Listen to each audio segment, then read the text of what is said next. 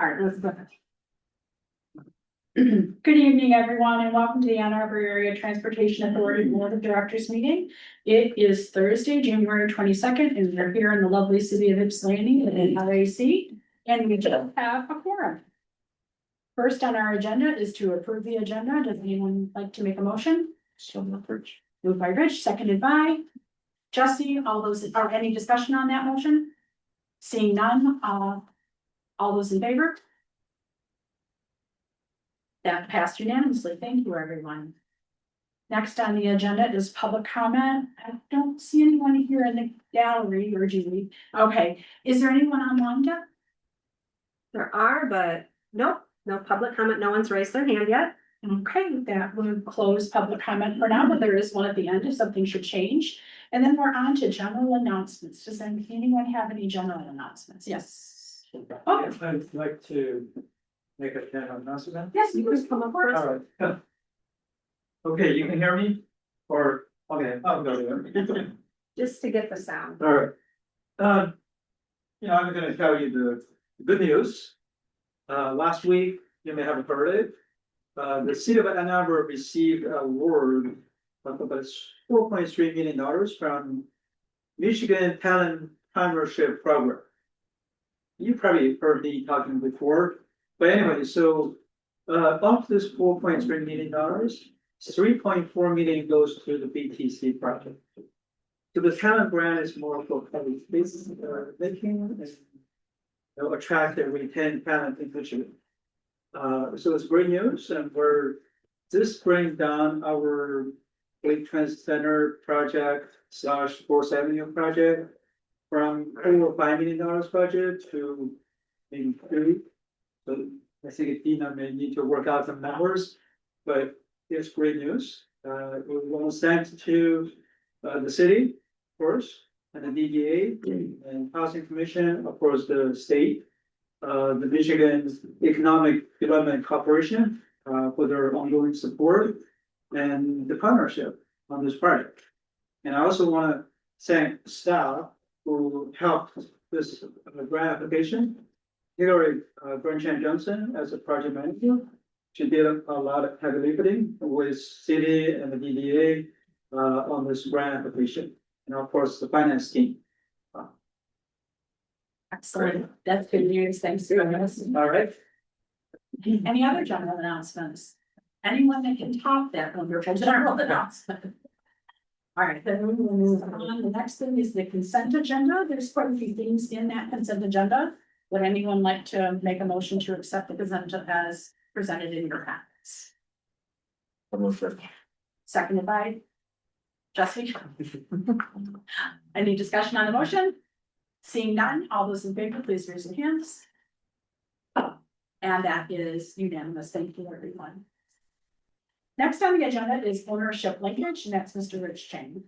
For once, I actually don't have anything to add to that, unless. Got a date from City of Ypsilanti for February 13th. So whenever those who have not had a chance to respond to an email, if that works for you, let me know and we can lock that in. Okay, perfect, thanks. We'll do. Okay, any questions for Rich? Seeing none, we'll go ahead and move on, and that puts us squarely at our ends retreat follow-up discussion with Ms. Sue Redmond. And I want to remind everyone, in this instance, direct all questions to the consultant instead of going through me. It will save us time and make us more efficient, and Sue is very good at her job. So welcome, Susan. Thank you. Good evening, everybody. Happy to be here today. Happy the roads were clear so that it was an easy way to get here. I'm going to pull up the PowerPoint that you all had in your packets. So to just kind of help us begin to lead this conversation. So if you recall, we were all together in October to frame up what we wanted to do with the ends, and then in December, we met for a full day or close to a full day and created what we believed was at least a draft of where you wanted to go with the ends. And then after that, those ends were assigned to go to committees And I know the service committee, and the finance committee both took a look at them. And I'm sure that the governance committee was involved in that somehow too. And so where we are today, I want to, first of all, just frame again what ends are about. And to recognize that, framing ends is a really important concept. Where the board's focus on creating ends is about steering and direction. It's not about giving orders, it is about steering and direction, broad direction. And so and the ends set forth organizational performance expectations. So you're not going to have an end that says world peace or anything like that, because you can't hold your CEO accountable to do something that he can't control.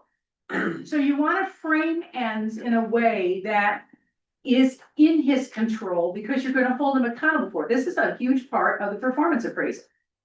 So we have to think about, how do we then write these ends in a broad way that allows and empowers your CEO to create the organization that's necessary to actually achieve the ends that you have created. So ends are never about what the organization does. Ends rather define the desired impacts for beneficiaries. So where a lot of people get mixed up is where you have, you say goals, like we're going to, what are we going to do? And actually, we do have one end that kind of does that. It talks about, what the ride is going to do in order to, create some a particular impact. But we have to think about, all ends really should be in terms of the impacts that we are here to create. And then you delegate, you empower your CEO to create whatever needs to be created in the organization to actually achieve that. So we have to, again, the board works at a very broad capacity. So ends define what of the organization. What are we here to create as an organization, but we define it in terms of those impacts. And then the CEO interpretations, once you define your policies, you're going to hand it over to the ends and the executive limitations. You hand over to Matt, your CEO, and he gets to interpret what that means in terms of the organization itself. How are we going to operationalize these policies? And from that, often that usually results in the strategic plan, because we got to lay out the projects and all that kind of stuff that will get us to achieving the ends. And that's where the operational goals and objectives come in. They come in through the CEO's interpretation, not by way of the board. The board needs to operate at the broadest level and define the impacts, and then it's your CEO who is empowered to define then what are the goals and objectives that we need to create in order to get there. And those kinds of things are part of the interpretation that ultimately you review and decide, is this a reason, does this meet the test of any reasonable interpretation? So there's a loop in there that you get to look at his thinking. Rather than your CEO receiving orders from the board, you've got to achieve these goals and objectives. It is you create this broader space that allows for your CEO to use his imagination, to use his vision in fulfilling on those things. He writes about that in his interpretations, and you get to decide then, does this meet the test of any reasonable interpretation? So it is the board then, you hold the CEO accountable to achieve a reasonable interpretation of the defined ends expectations. So that reasonable interpretation might include some things like, a timeline and the incremental pathways that we're going to take to get there. And what will you be able to see completed by the time we are going to be monitoring this policy. So the interpretation needs to break down things so that you can see that we're making progress toward those ends that you have created. So the graphic on the screen is kind of illustrates what I'm trying to get to. So in the very top corner over here, this is where the board defines the policies and hands them off to the CEO. And then it's the CEO's vision that is created, that from that vision, the objectives and the strategies and the tactics, the strategic plan is drawn from the vision that the CEO holds in relationship to how, how we're gonna operationalize those policies. And then when the results are defined, in terms of the timeline for reporting, it's the results that happen during that period of time for, let's just say it's a 1-year period, unless you are going to expand and only, look at interpretations every 2 years, let's say. But for the reporting period that you define, the results that happen between, the moment of empowerment and the reporting, that's what goes into the monitoring report. That becomes the data that is in the monitoring report that you will be assessing then for reasonability. So and this does not mean that you can't get operational education. So if Matt decides he wants to do something that is, all new, whole new program in order to achieve the ends, you might be able to ask for, education, or he will bring that education to you, so you are not kept in the dark. You have a policy that says he's gonna keep you informed. The communication and support to the board policy. So if there's any material change to anything, he has an obligation to report that to you. And so the operational education but when you get that, it's for your information only. It's not to micromanage it. It's not to move the chairs on the deck around. It is to take it in so that you are informed about what that interpretation is. So this concept of the policies then setting forth the impact so that the CEO can create a vision for the future is what policy governance creates in its empowerment and through its delegation. So one of the things that is really important to recognize also is that ends and executive limitations are interdependent.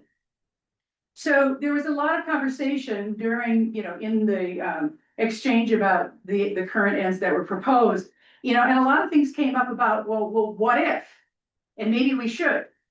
Well, you got to think about, if there are deeply held values, you can address them in the executive limitations. And all the executive limitations are stated in terms of your values, not in terms of things to do. It's not a checklist of things. It is about what is really important to us as a board that we think we need to embody in policy to assure that that's carried through in the thinking of toward the vision. So what I'm sharing with you here is there was a lot of conversation about collaboration with other agencies in this area. And so one way that if it's a shared value of the whole board, you can create a policy that would say something like what's on the screen here. In order to maximize ends achievement, the CEO shall not ignore or minimize substantive opportunities for strategic partnerships, intergovernmental cooperation, collaboration with other entities in the region where appropriate. You could have an executive limitation like that. So all of the decisions then that are made are filtered through your executive limitations. Now, the thing is, you don't need this because your CEO already has the ability to do that. But if it's something that you feel you absolutely value as a board and you feel like it's something that you want to kind of keep track of, then you want to, figure out how to speak it in terms of a value statement. And what I have on the screen here is I'm attempting to illustrate that. So, and it's only shared values that should be incorporated into your board policy. It's not just the values of one. It's not somebody just pushing everybody, trying to get everybody to agree. It is really, do we really believe that's important for us, first of all, to say it? And if you say it, you have to monitor it. So that's a solution, but it's also a reality in how ends work with executive limitations. All policy is interdependent. Even your policies about your agreements and how you're going to be together, it is interdependent with the ends and executive limitations and the board's management delegation. Because if you don't do your job, it undermines Matt's accountability, your CEO's accountability. So everything in a system is interdependent. We just have to recognize then, if we have a concern, what else do we have in our policies that would address that concern? You have the most global policy right now in your executive limitations is basically, I'm gonna paraphrase it, but the CEO may not do anything that's unlawful, unethical, or imprudent. So if that is the global and, an umbrella policy, do you really have to speak to everything that could possibly happen that would be imprudent? I mean, it's all, if you have, for your sake of protecting the organization from a legal liability, if Matt does something that's imprudent, you all agree it's imprudent, you can respond to that appropriately, rather than having it found as, in a very small policy that, it happens, every 20 years, this one incident might happen. You don't need to speak to it because you're covered with that word imprudent or unethical. So you just gotta recognize the interdependence of the policies types. So one of the things that's really important also in policy governance is that there's a discipline about policy development. And you stop making policy when you can accept any reasonable interpretation. So when to have a discipline, it's like, we've said enough, let's empower our CEO to interpret this and be able to, and bring it back to us, and then we decide whether it's, if it's going to be, reasonable or not. You have that loop, that feedback loop, that can put a stop to things if you don't feel that they are actually reasonable. So the discipline of policy development is to know when to stop making lower level policies. That's just a huge thing. And I will just tell you that in systems thinking, which I've spoken to you about before, one of the laws of systems thinking is internal elaboration, where there is a tendency to say more and more and more, because people find one small detail that they don't see addressed explicitly. And that's not going to be helpful, because then your CEO, it limits his empowerment. And it limits then the possibility of innovation, because it's all about compliance then rather than vision. So we have to look at, how does the board stay at the broadest level of policy and empower your CEO then to develop the vision to take the organization forward. And part of that vision then also includes having a plan of how we're going to get there. It's not just a broad brush, Monet painting of lots of dots, but it's not a concept of a plan. It is the plan that will move us forward. So the other part about systems is that feedback loops are really important. It's one of the reasons why you have ownership linkage activities. It's also one of the things that we do with monitoring. It's a feedback loop to whether or not something is actually reasonable. So we did a feedback loop with the committees looking at the ENDS policies that we've created. And, some of the feedback that I heard, through notes that were taken during those meetings, and I did observe both the finance and the service committee meetings, the videos of those. Many people like the streamlined way that we presented the ENDS this time around. And we're willing to allow the CEO to develop interpretations. Some appreciated the addition of the environmental policy, and we're really thinking about, do we still need that executive limitations policy that focuses on the environmental policy?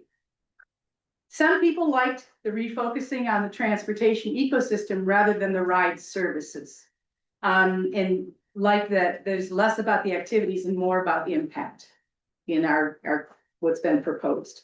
And to be fair, there was a lot of uncertainty expressed about, I'm not sure this is what we should be doing.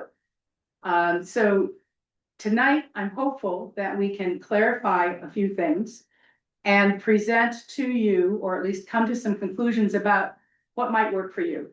And if there are things that do work, if we know that number 1, 2, and 4 are great, we love them, why not approve those and then just deal with the one that's problematic? That is a way to get through this process if necessary. So the themes that I heard in the committee feedback and I read about specifically, how much detail should there be in written expectations versus consolidating to streamline text? So my comment to that thinking is that, first of all, ends are not a checklist, but they should be directional.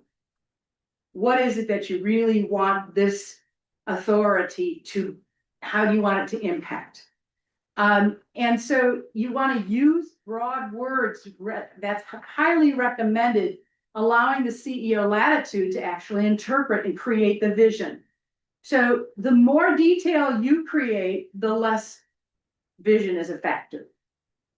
Because it's all about then compliance rather than vision and really pushing the envelope to something new. So that's one piece. And to be fair, I really want to encourage you to think about that broad level and to look at how do you empower your CEO to bring forward vision. The vision doesn't have to come from you. You just have to recognize it when it's good. So that's a huge difference. And I think the old ends, or the ends that are in place right now, are very, very detailed. And that results then in your CEO focusing more on compliance than vision. And in this day and age, I think we need to think more about the possibility of vision, because we can't do the things the way we've always done them. And so how do we then develop, resilience into the vision? How do we develop innovation into the vision? And that has to come from your CEO. It can't come from the board. You don't live in this environment in the same way. You represent the ownership, the communities. And Matt, your CEO, brings into the system an expertise that is unique in transportation. So that's something to consider. There was a concern about the loss of the triple bottom line, and Rich, you were the one that really focused on that a lot. And you were trying to find, a way to connect what we had in the old ends to the new ends. And this is what we did in December, was not rearranging. It was not intended to rearrange, but rather to really revise the framework. And so with the revision of the framework toward a robust transportation system, rather than trying, lift up the economic and social and environmental status of the whole region, your CEO can't control most of that. Yes, we contribute, but he can't control it. So how can you hold him accountable if it doesn't work? And remembering that ends are about performance expectations. So what we did by going into that robust transportation system, developing, creating that, it focuses your CEO's attention directly on the thing that he has control of. And that might mean that he's going to have to work collaboratively outside, to bring in money and, get cooperation from, if we're going to do a millage, you need to have cooperation, and that does not prevent him from doing that. But it does focus his attention squarely on creating on the transportation system itself, which it seems like that's what he was hired to do. So about that. There was a lot of discussion around the meaning of the word robust in the committee reports, or in the committee meetings. And I want to share with you something in just a moment about that. There was also some clarification about the for whom. Jesse, this is one of your concerns. Who are we really here to serve? And I think I have a potential solution for that, that I'd like you to entertain. Still missing is geographic scope and taxing jurisdiction. Although the geographic scope, I have a potential solution for that as well. But that also could be addressed in your executive limitations.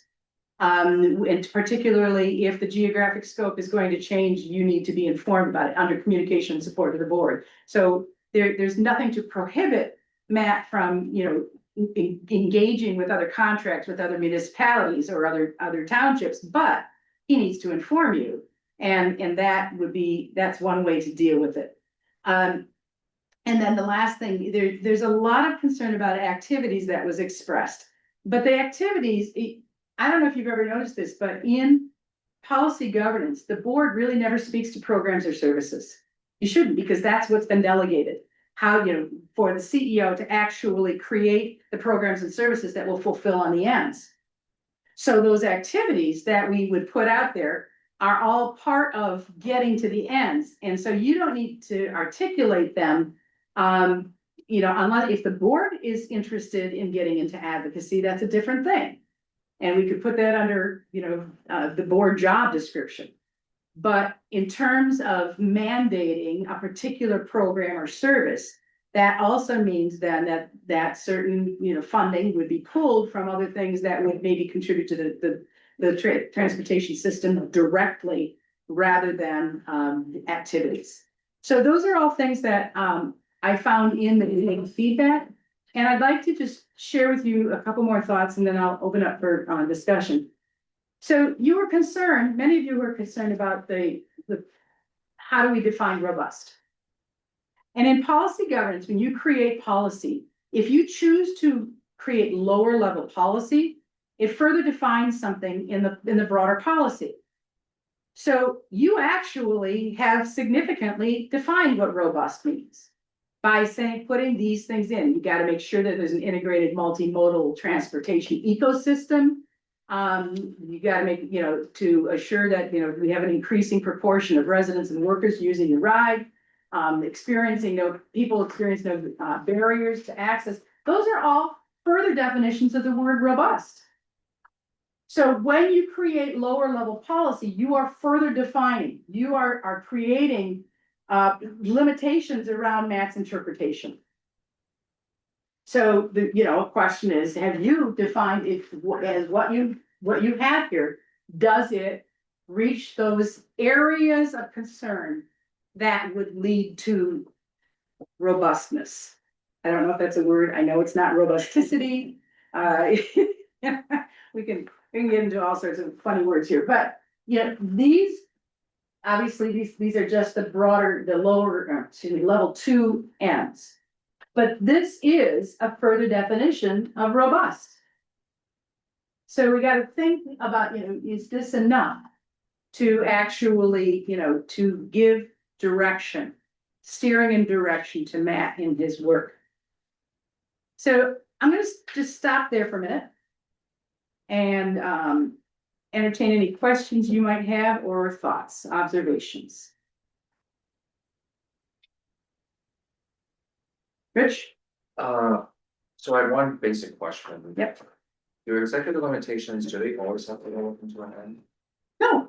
No. No, executive limitations are basically the line functions that, that happen in any organization. And those policies should define your values around those things. How we treat people, how we deal with money, how budgeting, what's a good budget. Those are the kinds of things. So they don't all roll up, but they do play out in the decision-making though at the ends level. So for Matt to create the vision of a robust transportation system, he can't spend more money than you have. Okay, so it plays in to the decision-making. It limits the width, the breadth of decision-making. Okay, that helps. Cause I just, in general, I just want to kind of get this out. As I was going through this exercise, I actually really appreciate it. I liked it, but as I thought about it more, I had some general concerns. Cause I know, like, you have the thing around like we're not rearranging the deck, but I feel like we've made some pretty big changes to the ends. Mhm. And the concerns I have is, like, for me, I'm looking at what is the overall net positive that we're getting out of this? Which then boils down to like, what is the problem we're trying to solve? And I know that for me, I think the overall problem I'm trying to solve is to increase ridership for the organization. And with these changes, like, I feel like the staff, we're actually going to be having them take their eye off the overall all of that, because now they have to revamp the monitor reports, not just the input forms, but now also the reporting that they do in the monitor reports, especially on the ends. And then I think we're actually reopening the door even wider around reasonable interpretation for quite a few of these, because I felt like we're getting to a pretty, a place in time where, for me, it seemed like our board meetings were not spent arguing around words. It was actually not arguing, it's discussing words, like the wording of whatever policy it is, and really focusing more on what do we need to do as a board to support CEO and the staff to achieve the areas that we've given them. And now I feel like with this changes, and I could be completely wrong, but I just felt like it's like when you shuffle the deck of cards, you can nicely shuffle it, kind of know where things are going. But now I feel like we're doing the Lucy method of just like throwing all the cards in the air, seeing on the land, and then shoving it all back together and be like, okay, here's what we're going to work with for the deck of cards. And so it's just a concern I have, and I can be easily convinced off of it, but that was just a view that I was having over, like, actually since the last service committee. When I started thinking about some of the decisions and discussions we were having in the service committee, so I felt like, oh my gosh, I feel like we're going back 2 years when we were really getting to these deep discussions around the words and the sentences instead of what they're doing. And when I say what are problem we're solving, I feel like the amount of changes we made do not fairly reflect the amount of effort and the kind of stability, I guess, that CEO and staff have done with the organization. Does anybody see it differently? Are you saying that you're not, that you would rather say get rid of 1 to 5 and just the goal is that you increase ridership, or No. you're saying that 1.6 could be?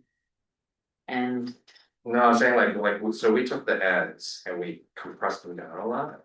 And I felt like that actual granularity we had was actually a good level of of things that we can measure, right? Because now, I mean, you even said it's like we have now broadened and allowed the CEO to have a lot more interpretations on stuff that I'm like, we've already told them, like, we like these interpretations. Now I feel like we're kind of going backwards and saying like, actually, the door's a little wider as to what you can do here, versus I know each of us have kind of areas that we focus and are passionate about.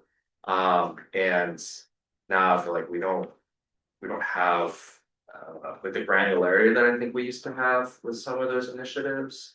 Because like some board members are really concerned about sustainable environments, but we have that, but I feel like we've kind of made it more broad. You also have increased ridership in number 1.2. It's there. Sure, but we had it there before. That's what I'm saying, like, we had a lot of stuff, and so that's why like the deck chairs, I feel like we're moving things around, but I don't know. Well, does anybody see it differently? Kathy? So for me, when I saw the redo is that we removed a lot of the extraneous language that was more meaning. Or language that really should have, that's more reflected in the ELs, sort of thing. What I get from this is when I think about the job of the CEO, I think that if we get too granular and say we want A, B, C, D, don't do J, F, do K, L, M, N, or whatever, however we frame that, I feel like we're tying his hands. I was thinking about somebody made a comment about service area. Why aren't we defining what the service area is? And my reaction to that is, if we define service area, then we have now tied to CEO's hands. Because we said service area is, but let's say we said it's the legal owners and it's our posters and that's it. Well, then how do we negotiate with posters? How do we negotiate with outside areas like the city of Detroit? So that gives the CEO more latitude, more ability to have vision. And then when the monitoring report comes out and it says service area, CEO then in his interpretation would say, this is what the service is, that would be up to him to then define, because this year it may, who knows, maybe 1 year we might get banner retention. You know what I mean? So I like the elegance of how we parse the ends down, because I still feel like we're speaking to everything that we spoke to before, but just in a way that seems cleaner and neater, and again, gives the CEO and staff a better understanding. I'm not so worried about, I hear you saying, Rich, that you're concerned about like workload. like, so next year when the CEO has to reinterpret ends and things like that. But the CEO is a big guy, and I think he and Rosemary and everything would be able to look at that and redevelop it, and even though we changed the wording and things like that, I still feel like our ends and quotes can look very similar. You know, the way that he made his interpretations and his visions and the data that he gives us to make those interpretations real for us. I still think that we're gonna get that from him, so I'm not as concerned. I would love to hear other people's viewpoints. Can I respond to one thing though on last? So the granularity piece, like I understand, but. From my recollection, one of the things that we debate the most. In monitor report. The monitoring reports is the specifics. So. There's times that let's take the. The things like, oh, we want to have access to doctor's office, pharmacies, etc. That kind of stuff. Like, I felt like the monitoring report, the way it was, or the ends. And the policies that are currently written, is we're getting closer to. Having those specifics, and now we're basically kind of like taking a race and saying like, no, we're gonna back up, say like, it's an open sheet. And that argument is the part that I have, I think the biggest challenge right now, because we're continually in that tension of like, how much do we want to direct? But then we say like, okay, with not having the specifics, then when we get into the minor reports and discussion, it's we're like, where are the specifics? And then if we're not happy with interpretation, then we're like, well, do we have to adjust the policy to get the stuff that we want to see? But I think that's a part of policy governance in general, that every time we get a monitoring report to do our due diligence, we look at it, we say, is the interpretation reasonable? Is the data reasonable? The rationale is all reasonable? That's gonna change from year to year, and we have to allow it to be fluid. I don't think that any policy governing body could ever come up with 100% foolproof. This is what we wanna see, and not have, especially since our board changes, right? We have new personnel who come on, personnel who leave, and they, like you pointed out, everyone has sort of like their area of focus that they think about when you're reading these things, and so that's all going to change as well. So I'm not sure that being, if we're too granular, then we're putting out laundry list, and then we're not using policy governance. We're basically saying you have to do it this way, our way, or no. It creates a culture of compliance, totally about compliance and not at all about vision. Not at all about evolution, but compliance. And so, I mean, part of the decision thinking in my mind is, what does the board wish for this organization? Do you want to create a checklist? And boom, boom, boom, I've got all this done, here's all the data. Or do you want to open it up for potential vision that could really evolve this agency, and the services it provides to something that, it might be beyond everybody's thinking right this moment, because nobody's been thinking about the vision for the whole. We've been focused on getting the metrics for the things that were on the list.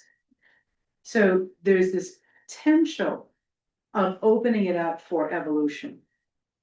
And that evolution is going to come from the staff perspective, not from the board, because you don't live there every day. So, and to recognize also that if you change the ends, which it's an evolutionary thing, they should be revisited, they should be re-looked at. I'm not saying change them just for the sake of changing them. But I also think that everything that you've discussed as a board over the last few years, Matt's not going to erase that from his head. He's holding all of that information. And I'm pretty sure he knows that, if he doesn't somehow include the doctor's office in the routes, he knows that that's going to be a problem. So he's going to put it in, so he's not starting from a blank slate at all. So you got to consider that as well.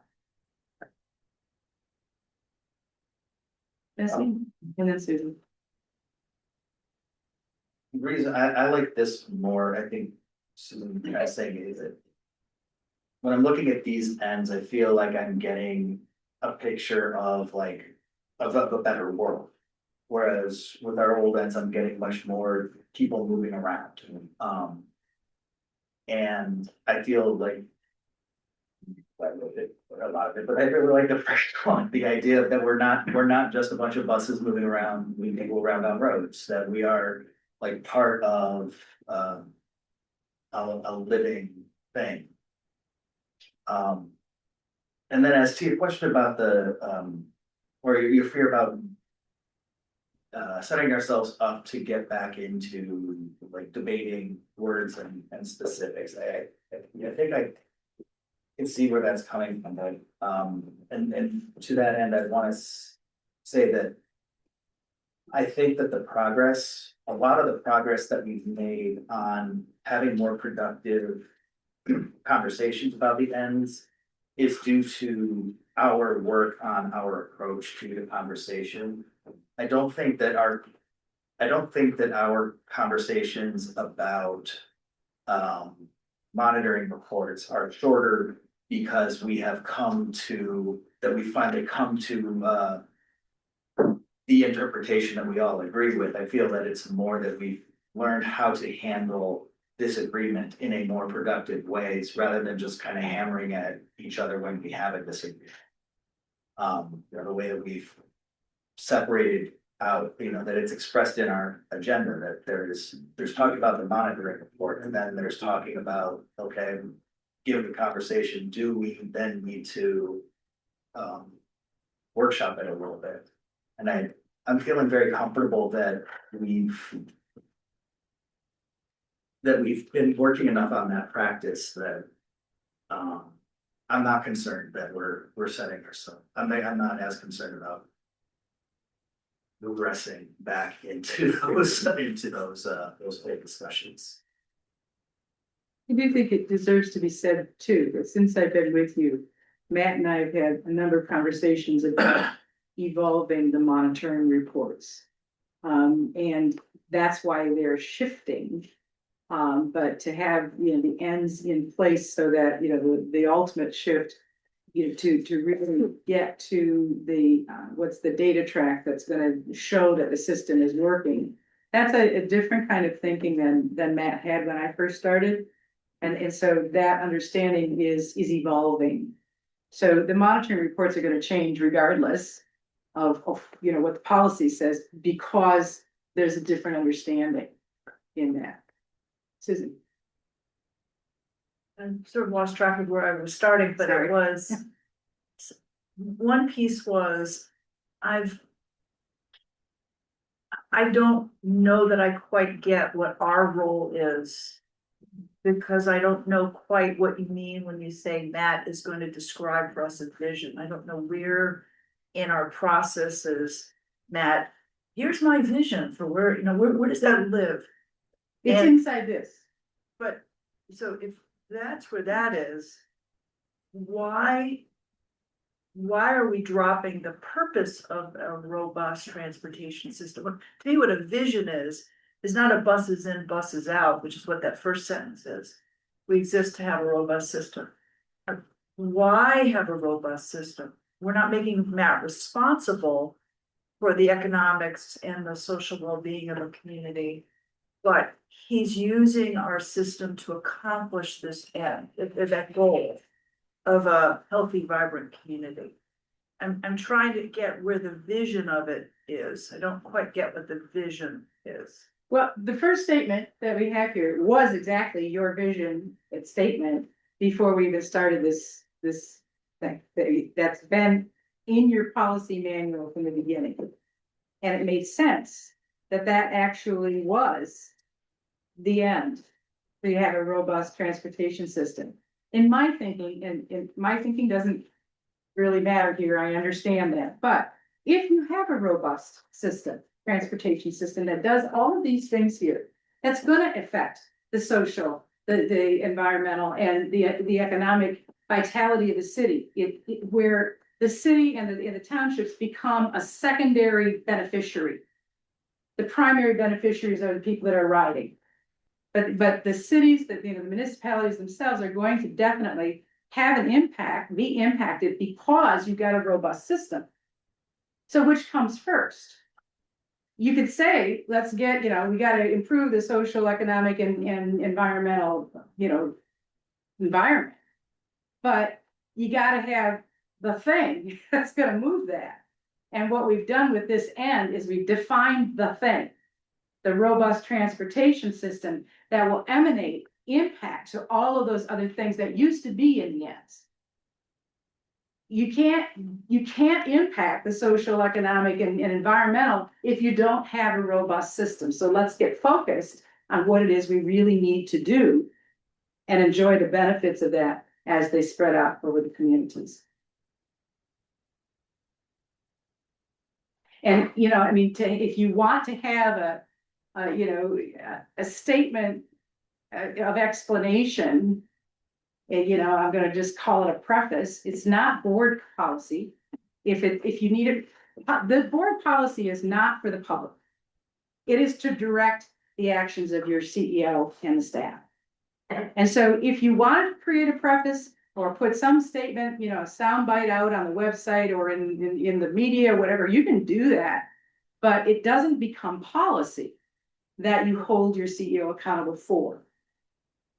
There's a big difference in that. So we got to think about, where's the appropriate space? The ends and the executive limitations are very specific to let Matt know the expectations for performance. And I think the word robust, Susan, when we came, when we had that meeting, we really worked on that word, and I think, not, at least in my head, as I recall, it was this all encompassing. It wasn't in and out of buses, it was, are we serving the needs? Are we integrated with the community? Are you thinking about how multimodal connects to the transit? So if you get off of the bus, you can get to a bike share. Are you thinking about the environment? So the robust, how I saw it was that it is you're thinking about all the pieces coming together as a system, not just not just in and out of the bus. So just wanted to. So, and again, not to, so down the road. A piece that I raised at service committee was, I'm very interested in a regional system, and our piece in that is really important to me. And so I think we lost some of the words that related to being part. When we say ecosystem, being clear today so that down the road, Matt knows he's being supported to find more programs that connect us to Dearborn, to Detroit, to wherever.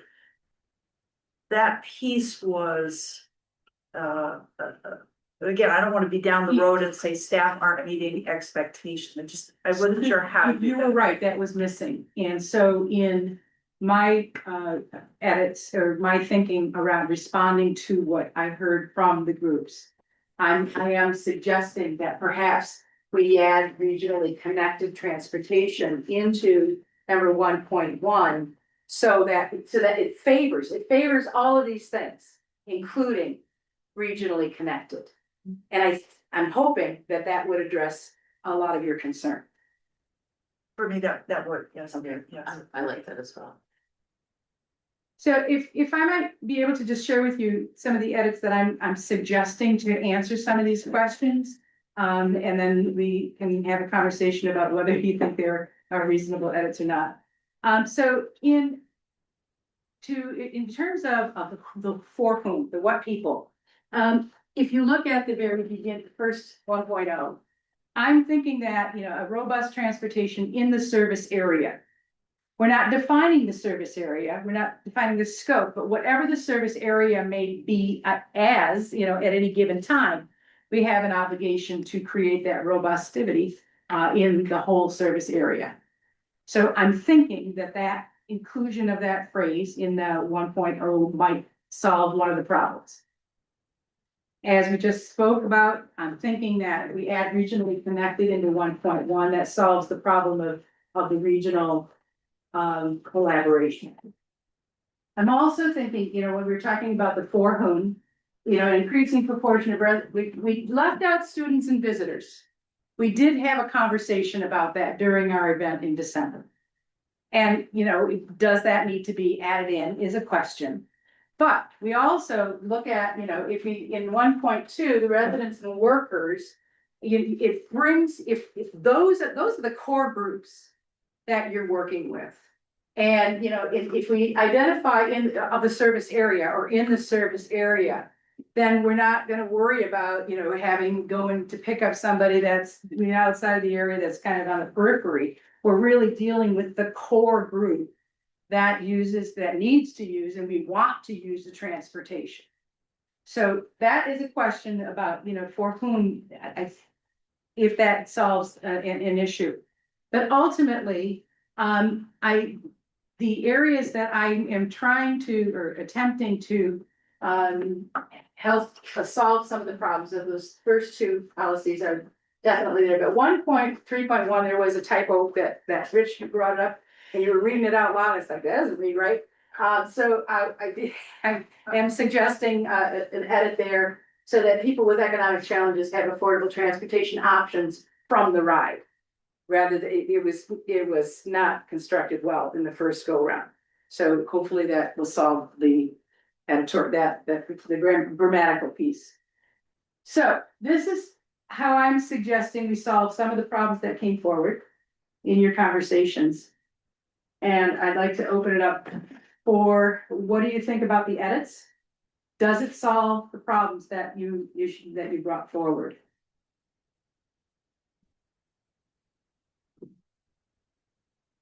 Jesse? I think the service area, and I like the additions of the service area and regionally connected.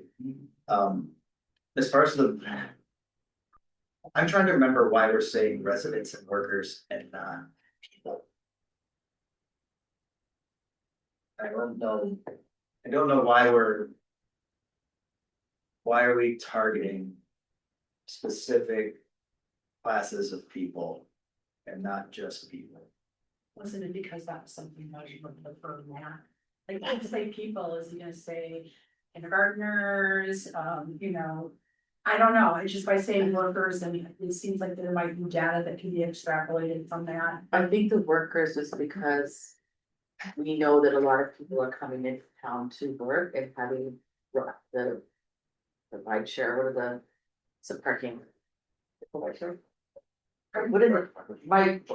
No, the parking.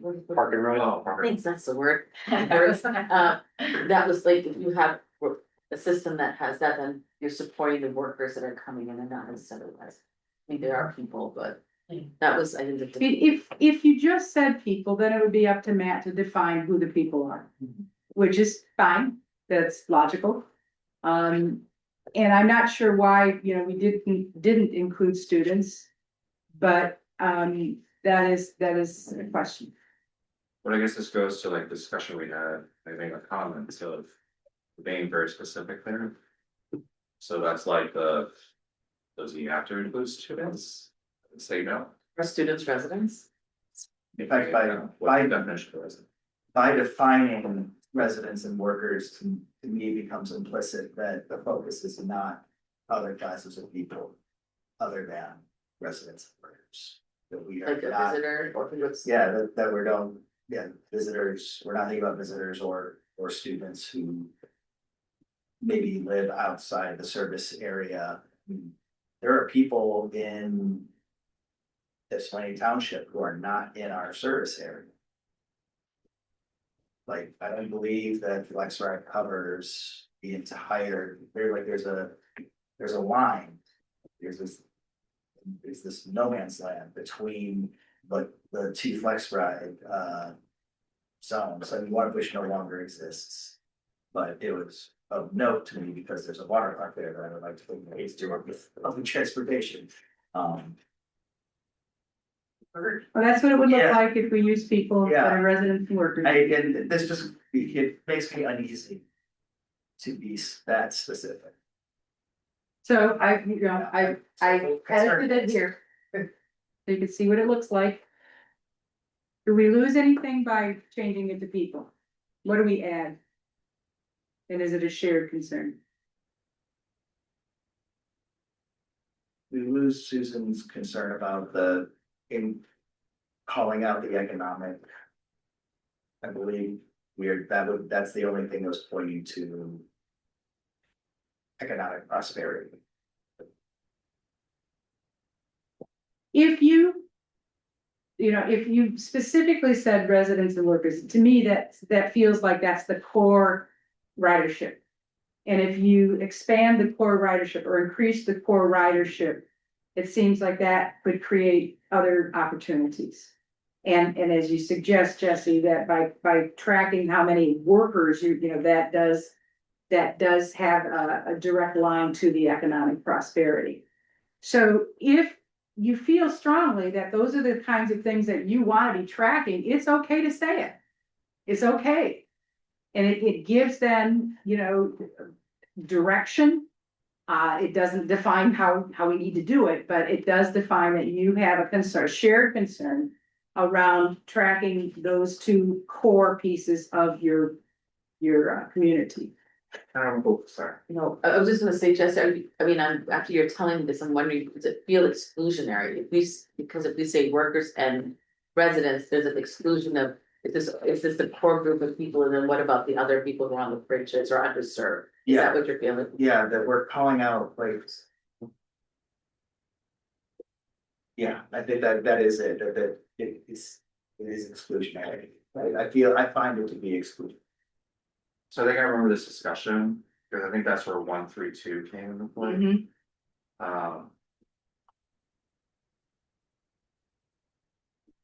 But this is the part that this is why I say that I grapple, because when you only have the one dot.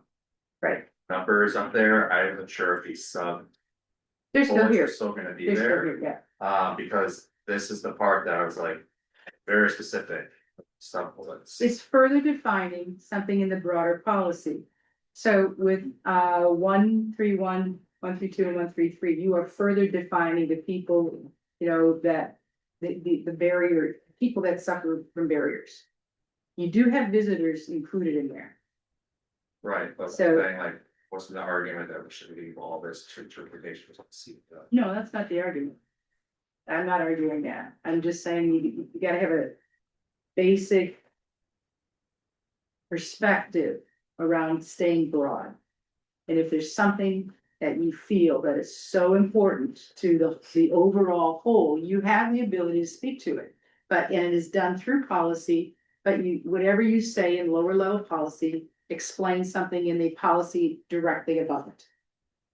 Okay? So in number 131, or excuse me, 132, we're talking about, basically, people generally who experience barriers to access and barriers to use of the ride. Visitors have a barrier because they don't know how the system works, right? So we've identified here, with them that we want to make sure that they can easily navigate and figure out where they need to go, which bus to get on. So we've addressed that. Whereas, not putting visitors up in the upper 1.2, they're not the core. They're not the core of your business. And so we're still addressing them. And just because if we keep residents and workers, it doesn't mean anybody's excluded. It just means the focus is on the residents and workers. We're going to track those people so that that there's impact in terms of the robusticity of, we're going to put that in the dictionary, the robusticity of the system. I'm sorry, I feel like maybe I don't want to have this challenge, but. What I heard is that we want to give the CEO the ability to interpretations. Yep. And we don't want to be specific. Yet in 132, we are extremely specific because we're listing 6 groups of folks that we want to be concerned with. Yet if we go up to 1.2, then my expectation is that there should be a 1.2.2 that then talked about workers, visitors, what other stuff. So I don't know why we have some of these sub bullets that have very specific details, but other ones were like, yeah, we're okay with that. Because that's where I talk about, like, we are then gonna start getting to argue, like, discussions with each other. As to the specifics that we want for a lot of these ends, because some of them are like, we're fine, other ones we're not. And that's what it's confusing. Okay, and it's about shared values. So the question that you should be asking of the whole board is, do you have the same concern as Rich? And if so, let's address it. You bring up a good point, I feel, hearing that and then hearing Jesse too. We say people and we add another sub point that specifically speaks to residents and. Because I think 1.3.2 is a very specific, it's very different from, and it could be the same, which could be a worker who falls into. 1.3.2 or a resident falls into that, I think it's a different definition, but. There could be a thought of having another sub bullet that just speaks to that population. What is it that you would want those people to suffer, to not suffer, excuse me, to experience differently than what we have here? You want increased ridership, right? I'm saying we eliminate 1.3.2. That's what I'm saying, Oh. we're gonna have this be as broad as possible, but that's already getting big, then we shouldn't have those specifics in there. But Mike has his hand raised, I don't know. Oh, Mike? Yes, it just seems to me, looking at 1.2, let me get my numbers straight here. People in the service area is the 1.2, and it addresses increasing proportion of those people ride, okay? 1.3.1 is, excuse me, 1.3.2 is really saying those people we're not overlooking those people, but we want them to have the ability to access it, but we're not talking about proportion. I think those are two different things. And I like the way it looks right now. They really are different things. And I don't see any reason that we should change 1.2, and I also 1.3.2. It is really another kind of a category. We don't want to overlook those people in terms of their ability to utilize the system. But on the other hand, we're just measuring people in the service area in terms of the proportion. I'm happy with that. Mike, I just want to clarify, are you happy with the word people, or did you want to keep residents and workers?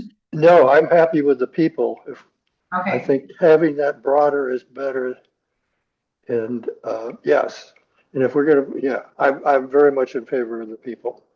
If we don't just say the people there, I think we've got to add some more categories there. For example, students are really important to Ann Arbor. We can't appear to be overlooking them. I'm to be clear, I'm a big fan of 1.3.2, because I'm the one that loves specifics, but I'm just saying, like, we're. Kind of, but it addresses the social issues of this authority. And you do have a mandate around that, I believe. And so to be explicit about it, I don't think it hurts anything. sure, And I think it does bring focus and while these are all about performance. Where people know that that's in expected performance, that's gonna go a long way to build confidence in this authority. Well, and I think Mike made a really valuable point is 1.2 is about the proportions of people, whereas 1.3 is all about access, which is different than proportion.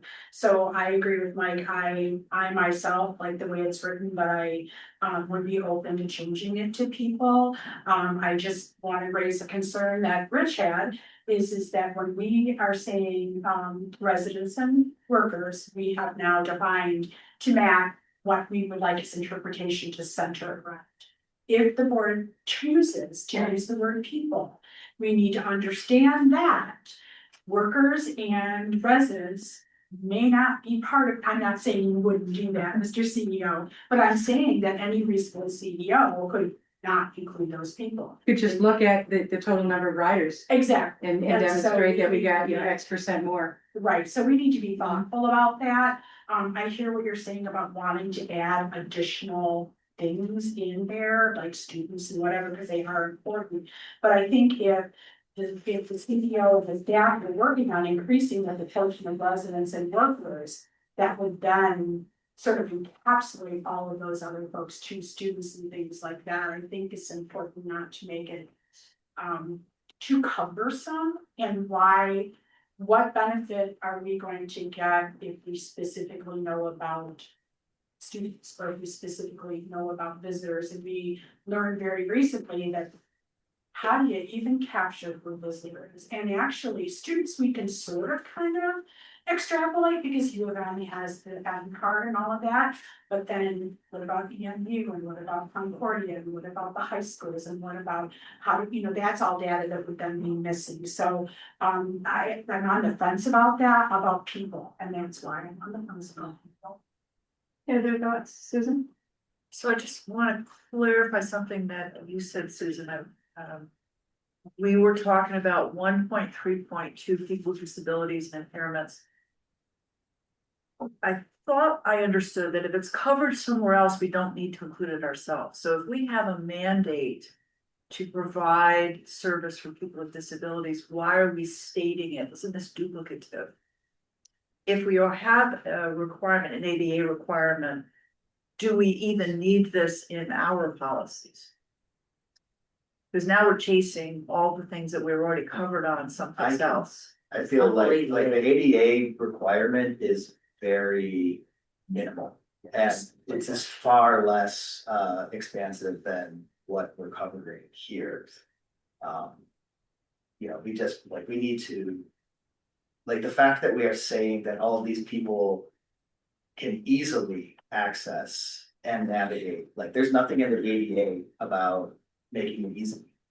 But if you go up a step, there's no barriers. We're covering it there. I'm trying to get to the place where that sweet spot between too much and not enough. So, I mean, I would look at things like I'll take us a slight step away. 1.4, we positively impact the environment, which is something I was encouraging. We could easily say we positively impact traffic conditions, because we take a lot of people out of their cars and there's better traffic conditions on the roadway. I mean, so we're choosing some things to call out, but not others. And I'm not sure I quite understand how we're parsing this. We're getting very detailed and then we're getting very broad. So one way, you could, what matters is the shared responsibility, but if you wanted to simplify it, you could take that out. So going back to one of the things, Susan, you said in the presentation, like, why are we getting specific in some places and broader in others? I think is because we are attempting to express the values of the community. And that there are some areas in which the values of the community ask us to be specific about certain things, like who we're reaching out to. And in other areas, ask us to be broad and non-exclusionary. So I feel like here, what we're doing is expressing values.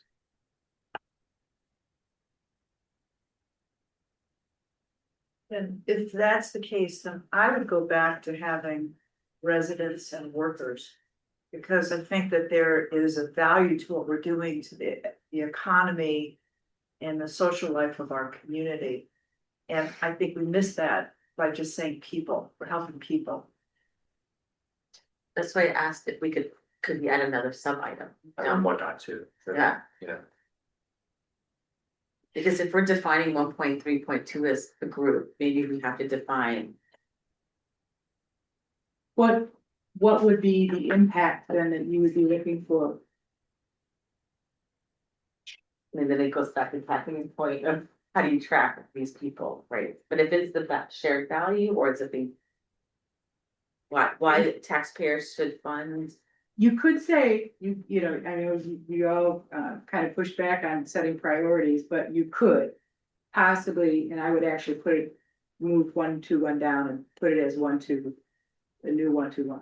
But with focus on residents and workers, focus, something like that, so that it lifts up residents and workers as the priority, not just the only ones that we're focused on. That would be a potential solution. So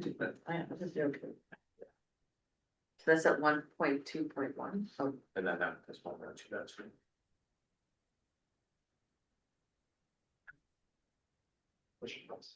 Oh, it's just. Microsoft will do all that for you, to tell the number. I'm just thinking about technological efficiency. Okay, It's driving me nuts. Not all of us are as advanced I as you know. are. That's why I get paid if you don't. Exactly. Took me through, I'm not, give my phone to Does that solve the problem? Look at 121. Can I ask a favor then? Can we turn some of those lights that are glaring off of this? I cannot read that. Is there a way to dampen the lights that are on? Possibly the, I'm sorry. no, I agree with you. Better? wrong ones. A little bit. Or that's, can you go one more? Oh, Go back. Yeah. Yeah. Can you give me these? Oh, yeah. Oh, yes. Thank you. Look at that. Yeah. Don't fall asleep. Right here, yeah. I mean, I like where you're going with that. I don't know if we can. Maybe that's something we take to the committees to figure out. Some wording. Honestly, I would be careful with sending this back to committee. You are delaying, every time you go back, it's delays this 2 months. And if you want to start seeing results, you may want to think about, can we do this without sending it back to endlessly to committees?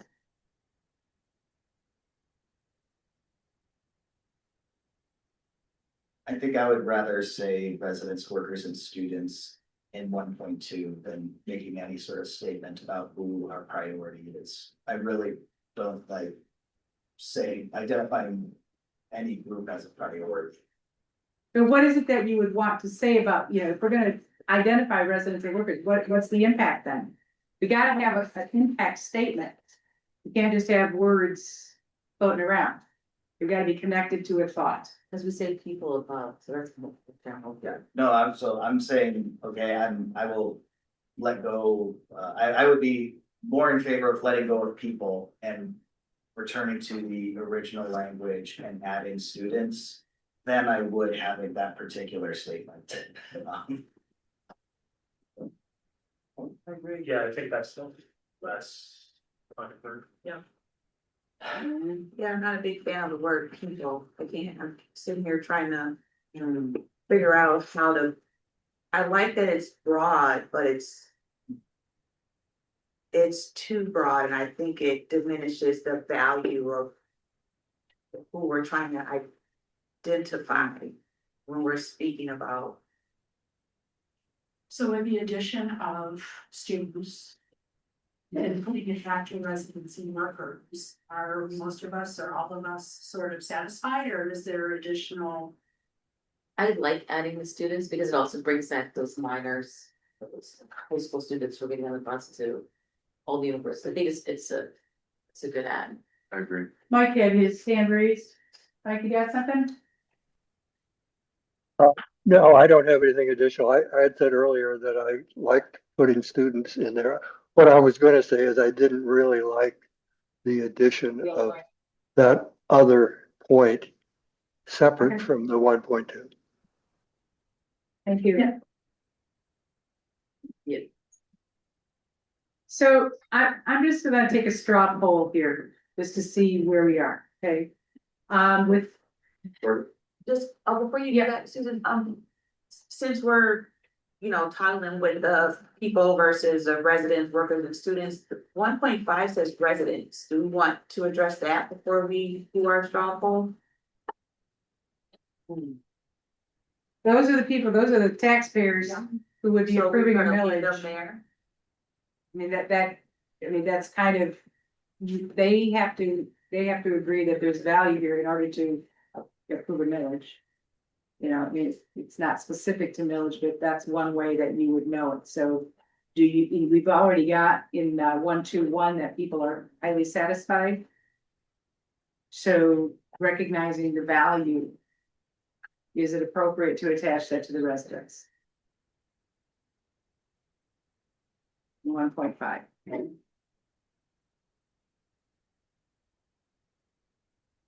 I think to me, that's getting to the.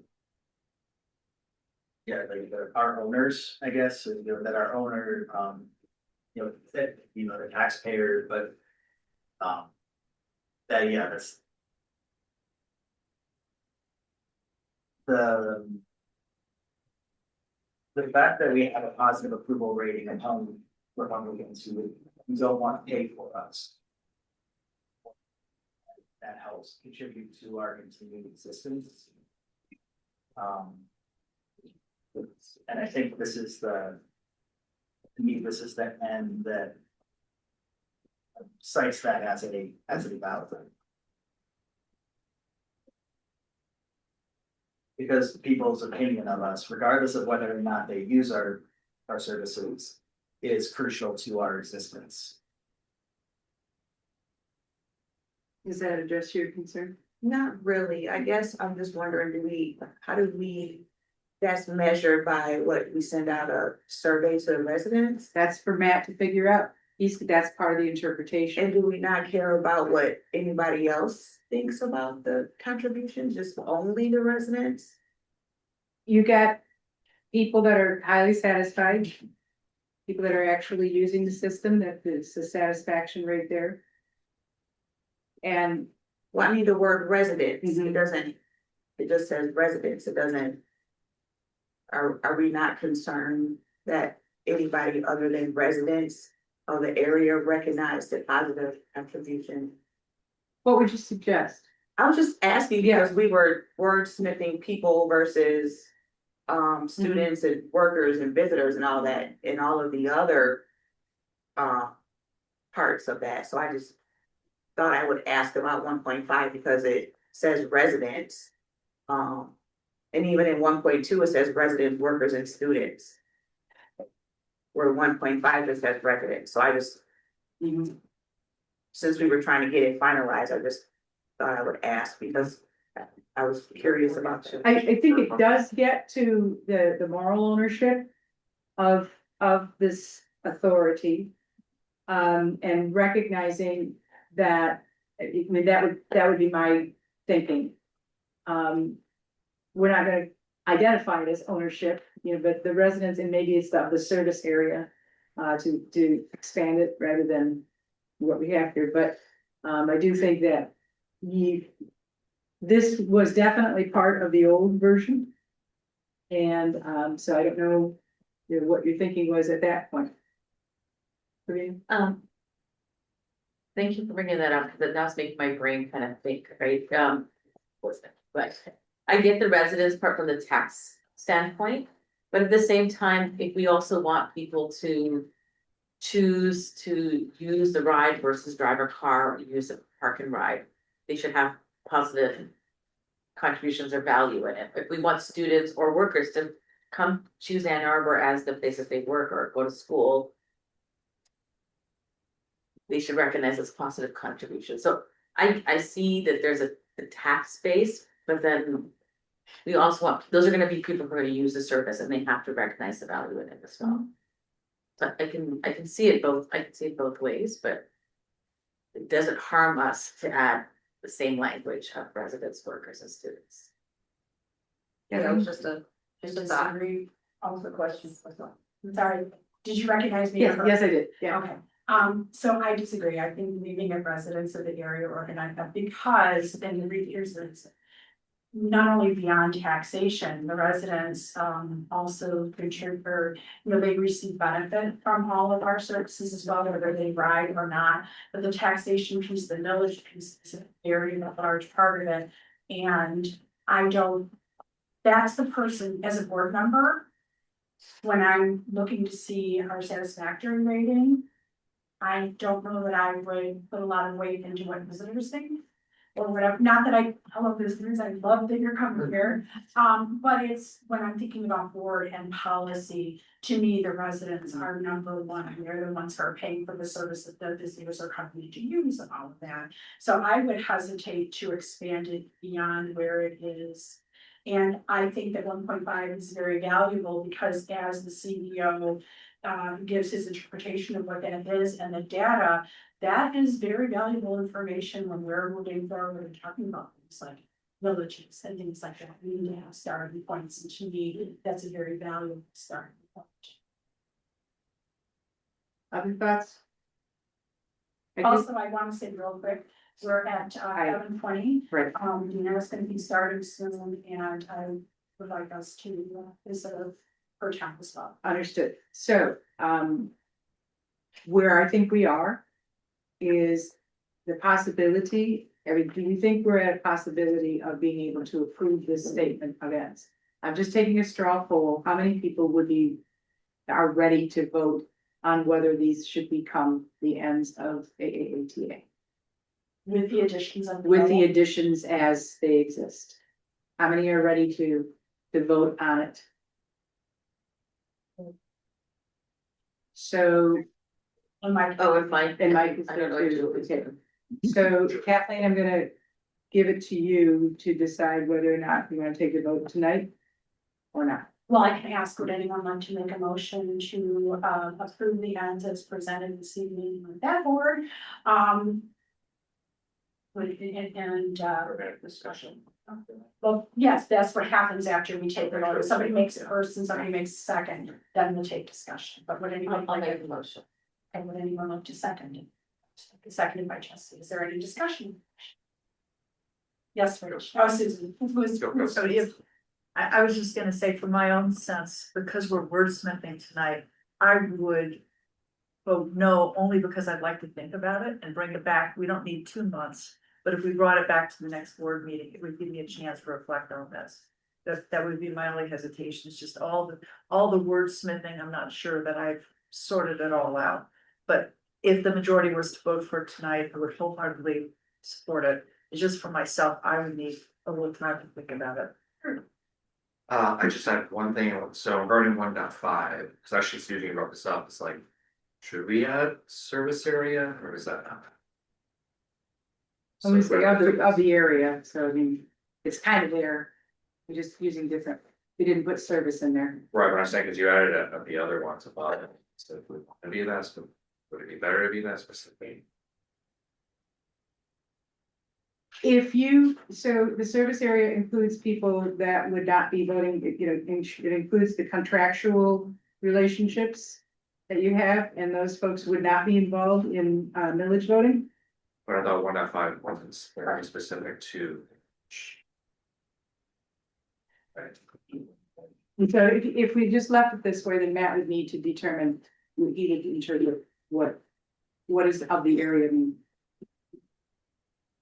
Right, I understand that, Yeah. but we're very specific in Okay. all the prior ones, so that's what I'm wondering if we want to be specific in that last. What do you We're say? We're not allowed to intervene. Gina's waiting. Yeah. This is just me, I don't know if anyone else had that concern question. So we had it, so Rich is asking to make an amendment. Yeah. To include service area. Do I have a motion to approve the amendment? Isn't that how it goes? Yes. Do I have a motion to approve the amendment of adding service in front of area in 1.5? I would second it. Seconded by Susan. And we can vote on that amendment, so because we haven't voted on the whole thing, so all those in favor of. Yes. I just want to point out that there is an area of Islamic Township that is taxed that does not receive service. That's my issue with the service area. The zone between Hutchingham and Munger is not in the flex credit zone. And the opinions of those folks are just as important to me as the people within the service area. Okay. We had a motion a second, so the. I had a motion to second, we took discussion just now, so the vote would be all those in favor of the amendment, raise your hands. Put in service area. Putting in service. Oh. raise your hands. And keep them up so I can count. Nobody wants to, but so the motion did not, or the amendment did not pass. We're not. Right, yes, that's, okay. Just because I kept seeing this, Yeah. I wasn't sure that. Not a pass, original motion.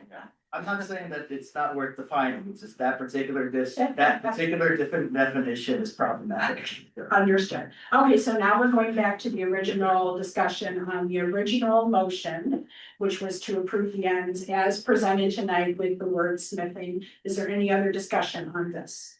All right, so we'll take the vote. How many people are in favor? Please raise your hands and give me a minute to count. Including Mike. And Mike? Yep. All right, so that's 1, 2, 3, 4, 6. That passes, not unanimously, but it passes. Thank you very much, everyone. And thank you, Susan, for all your. Thank you. Pardon?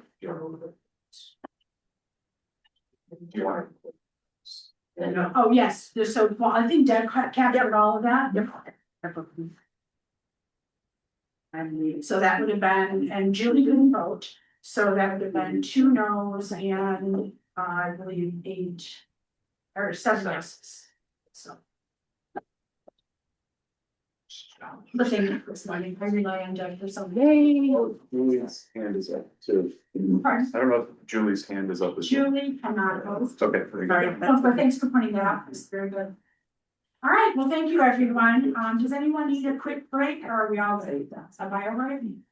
Nope. All right, then we're gonna go on. Hi, Gina, welcome with the state funding presentation. We're so excited. Hi, everyone. Thank you. Good to see you. All right, so I think I'm going to try to share. Yeah, can you talk a little louder? Where's the volume up?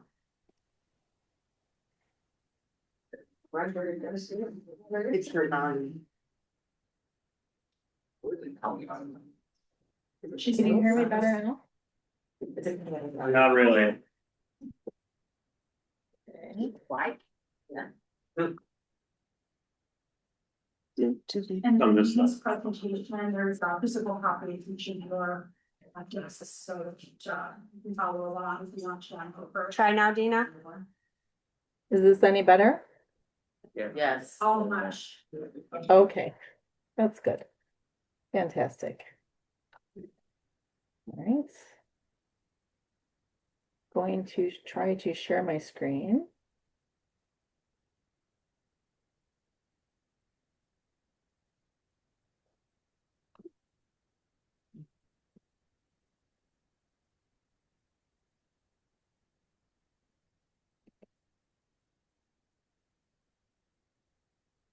Okay, can you see my presentation?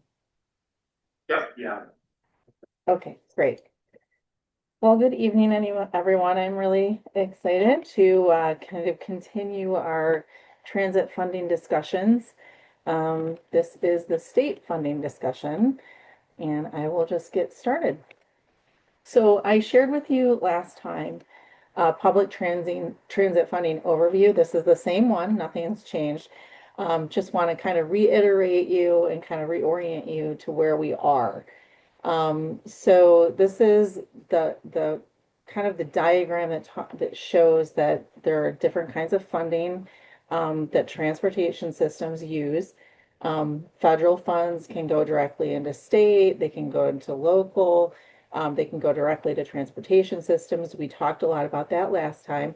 Tonight, we're going to talk more about the middle circle, which is the state funding. And you can see lots of arrows going in and out. I'm going to try to break that down and make it easier for you. And then the next discussion that we're going to have, we'll talk more about local funding. So this is part 2. So the first thing I want to talk about is a little bit just at a high level. Michigan transportation funding is complex and it changes over time. So I just want to start my goal tonight is not to walk you through every single one of these boxes in the spaghetti look that you see here, but to break each of these pieces down at a little bit of a high level and just kind of talk about each of these pieces individually so that we can make better sense of what might look like spaghetti here. So let's start in the middle where we have 2 boxes, the Michigan Transportation Fund and the Comprehensive Transportation Fund. Public Act 51 of our state constitution creates the MTF and the CTF for transportation and public transportation. So we're going to talk about the MTF first. First off, I want to show you a more historical view of MTF revenue. As I mentioned before, it's created under Act 51, and this is essentially set up the revenue sources for transportation funding in the state of Michigan. Over the past almost 30 years, you can see that MTF has been fairly stable. Started to go up fairly significantly in 2017 and 2018 because there was a roads package that went through, and there was a new marijuana tax that went through. So that kind of bluish line on the lower part that was zero for a long time pops up to over $600 million as additional funding introduced into the MTF. And so it was the first time in a long time that a new revenue had been introduced. And even though the other revenues were going up slightly, you can imagine that over this period of time, if you look at this revenue, even though there was a stable commitment by the state to fund the MTF, it probably would not have, it definitely did not meet the levels of inflation that we saw on the expense side. And so I think the state had kind of a renewed focus on that and started to address additional funding sources into the MTF in 2017 and 2018. So that's good news for public transit because as you'll see in a minute, the public transportation it really relies on CTF funding, which comes from the MTF through a formula. Before we get too far into that, I want to talk just a little bit high level about state restricted revenue sources. Michigan's transportation budget includes $4.2 billion from restricted revenue sources. So this is kind of like, where does it come from when we talk about the MTF? The total transportation budget is it's about $6.8 billion. A couple $1 billion comes from federal. 4.2 billion comes from state restricted revenue sources, which you see here. I want to caveat this particular pie chart. This is a pie chart from the 2025 budget, and the 2026 budget, which just passed, is still being reviewed and evaluated in terms of what the total impacts will be. But I can tell you that the $600 million earmark for the Income Tax Act was removed in terms of funding transportation. But to offset that, there was an additional corporate income tax that is coming into the transportation budget. That's estimated to generate about $688 billion. So it's looking a lot better actually, or $688 million, which is looking a little bit better in terms of what the revenue sources are. So there are a couple other changes that this would look different for fiscal 26, increases in the motor fuel taxes, and the marijuana excise tax. So all in all, as we've talked about before, wanted to share the general revenue sources with you and how that looks. But in general, this will go up over time. Another note from here is that 3.9 billion of this is credited to and distributed from the MTF. We're going to talk about how that happens for public transit a little bit in our next slide. So street transportation funding for transit is really from the CTF fund. The Michigan, as this graph shows, the MTF fund gets distributed to the Comprehensive Transportation Fund and other funding categories here. This is all written into Section 10 of Act 51 in the state constitution, and there are distribution formulas, and this is kind of what the formula looks like. You'll notice that what I've included here, the Comprehensive Transportation Fund, or the CTF fund, gets 10% of the MTF. So if the MTF goes up, the CTF gets more money from that the 10%. Over time, that has not been enough to fund all of the public transportation needs for the state. So there are other additional funding that does go into the CTF besides the 10% from the MTF, such as auto-related sales taxes and supplemental general funds. But those are not provided for in the formula funds under the MTF funding. So now let's talk about the CTF. This is really where transit funding comes from. The CTF is administered by the Michigan Department of Transportation Office of Passenger Transportation. We work with them very, very regularly, and they distribute the funds. So this is kind of like, where does the funding go? What we talked about before was, where does it come from? Now we're talking about, where does it go? Everything in the dark blue on this slide demonstrates funding that comes directly to the ride. So I want to kind of talk about this at a high level, but also bring it into, how is the ride funded? The ride is funded from many different sources, and one of them is, in terms of state transit funding, is the local bus operating assistance, capital assistance, specialized services, and initiatives. Something interesting about local bus operating assistance, that's the term that we use all the time, that we say LBO, state operating assistance, or formula funds.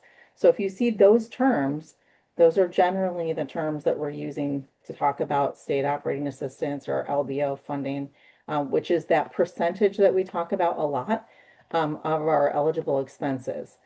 So you can see here that the state says that we can actually get up to 50% of eligible expenses if there were enough funding to do that.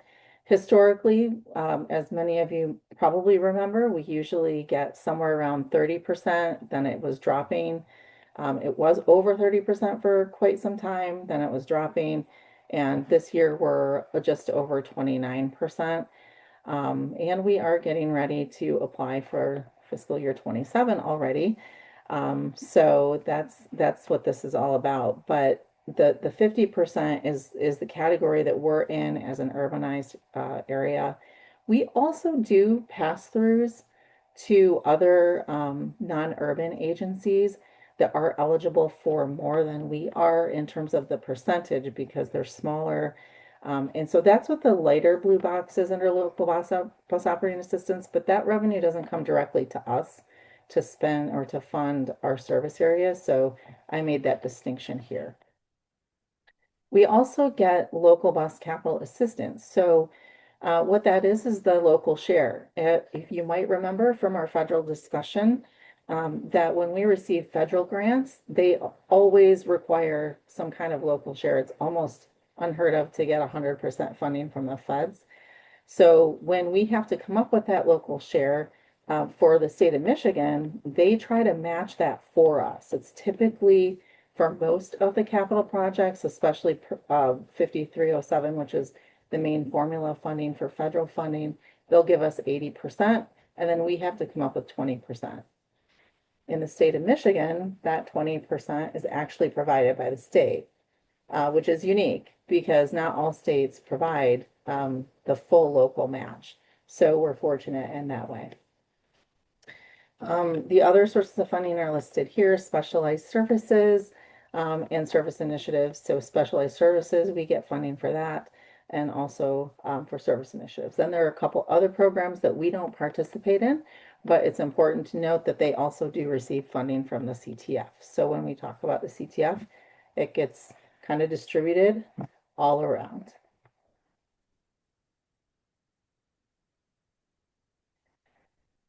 And then from there, I'll move on to talk a little bit about how we get the money. So we know where the money comes from, we know where it goes in general, but how do we get it? We spend a lot of time and effort getting the funding, if you will. Lansing spends a lot of time and effort making sure that we have enough funding.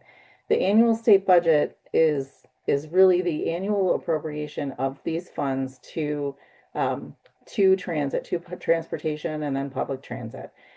So that is the interesting thing about this. Even when the money gets to the CTF, it goes to all the other categories that I just mentioned before, but those change over time. So how much goes to local bus operating, how much is needed for capital assistance and so on. Those change over time. They change every year. So we never really know exactly what that's going to be. We do have confidence from the FY 2026 budget about the new numbers that they put into the bill for 2026 are good for like 5 years. So we know that there's revenue there, but we don't know exactly what categories it's all going to go in, and it can be adjusted over time. So once the state budget is set, we have a pretty good idea of what we can plan for when it comes to local bus operating and other things. Unfortunately, like I mentioned before, in the state of Michigan, they've been able to, especially on the capital side, continue to make those local matches for us. And while that is really important for us, it's especially important for smaller agencies because sometimes they really have no other source of funding to come up with that funding. So what's appropriate in the state budget is critical for everyone to be able to even receive federal funding in some cases, because they wouldn't be able to afford the local match if they didn't have the state funding. So that's all really important to remember. Once the state budget is set, we have, there's a distribution that comes through formula and discretionary funding. There are processes that we participate in all year. There are different milestones related to each of these activities under formula and discretionary funding. But basically, the key points here is that we have to make sure all of our projects and funding, any type of funding we need from the state, all of that has to be programmed into the transportation improvement programs with the state and our local MPO, which for us is SEMCOG. We have to complete an annual application, and we have to do periodic budget updates to the state throughout the year, because as you all know, we make budgets and then months later things change and budgets change, and we're not the only ones. So when the state is trying to determine how much money transit agencies need and how much can be distributed, they want to keep getting updates to make sure that they're funding what we need and in the right way. So we provide those throughout the year. There are annual match requests, and most importantly, for both formula funding and discretionary funding, no matter what kind it is, where it comes from, it's always a reimbursement through different channels. For formula funding, it's quarterly and annual reports and reconciliations. And for discretionary funding, it might be a little bit different than that. It's a more direct request for the funding to get it back. But in all cases, we don't get the funding until we spend it. So when we talk about our financials and cash flow, this is really important, because if you can imagine, if you have a large project that you're working on, or even when you order buses or things like that, you're distributing maybe several $1,000,000 to pay for the buses before you can even get reimbursed by the feds or by the state. So something to remember is how important that cash flow is and that operating cash that we need in order to meet the cash flow for expenses. Over on the far right of this slide, I just kind of illustrated, what formula funding means. It's LBO, capital match, and specialized services, and who's eligible and what that's used for. And the same thing under discretionary funding. Discretionary funding is the state sets the priority. There are special service initiative programs that they have, mobility challenges, things like that. We have been successful in getting some of that funding, and there's probably even more funding available right now for initiatives with the 2026 budget, and that's something that we're really focused on. The important thing to remember about this and taking advantage of the opportunities for special initiatives or other priorities that the state has is to make sure that our capital plan is current, up to date, that we're looking ahead, that we have plans for what we need, and we have projects that are ready for funding if funding becomes available. So those are ways that we kind of manage, in ways that we think about opportunities for discretionary funding. So just like always, there are things that we need to watch that will impact our state funding, federal funding and state funding. These are some of the key factors, things that we're watching moving forward. These are kind of what we call the opportunities and the risks. related to state funding.